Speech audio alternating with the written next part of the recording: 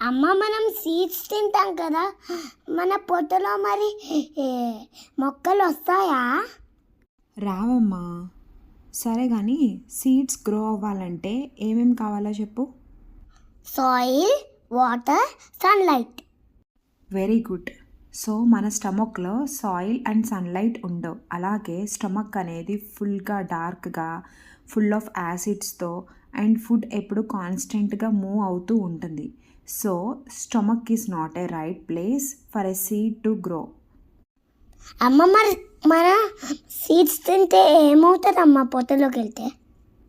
Okay, నువ్వు food చూ చేసి తింటే ఆ సీడ్ అనేది నువ్వు చూ చేస్తావు కాబట్టి ఈజీగా డైజెస్ట్ అయిపోతుంది.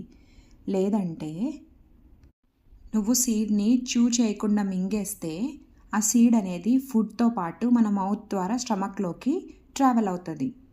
మన స్టమక్లో స్ట్రాంగ్ డైజెస్టివ్ యాసిడ్స్ ఉంటాయి. ఏం యాసిడ్ అమ్మా? Hydrochloric acid. ఇదే మనం తినిన ఫుడ్ని స్మాల్ పీసెస్గా బ్రేక్ డౌన్ చేసి అలాగే ఫుడ్ ద్వారా ఎంటర్ అయిన జర్మ్స్ని కిల్ చేస్తుంది. సో ఏమైనా soft seeds like tomato seeds ఉంటే అవి ఈజీగా ఈ యాసిడ్ వల్ల బ్రేక్ అయిపోతాయి. నెక్స్ట్ ఈ సీడ్స్ మన ఇంటెస్టైన్లోకి ట్రావెల్ అవుతాయి. ఇక్కడ ఏమవుతుందంటే మన బాడీ ఫుడ్ నుంచి వచ్చిన న్యూట్రియంట్స్ని అబ్జర్వ్ చేసుకుంటుంది. సో ఏ సీడ్స్ అయితే డైజెస్ట్ అవుతాయో వాటి నుంచి వచ్చిన న్యూట్రియంట్స్ని బాడీ అబ్జర్వ్ చేసుకుంటుంది. కొన్ని tough seeds like watermelon seeds ఏవైతే ఫుల్గా డైజెస్ట్ అవ్వవో అవి సింపుల్గా డైజెస్టివ్ సిస్టమ్ ద్వారా పాస్ అయ్యి బాడీ నుంచి వేస్ట్ ఫామ్లో బయటకు వచ్చేస్తాయి.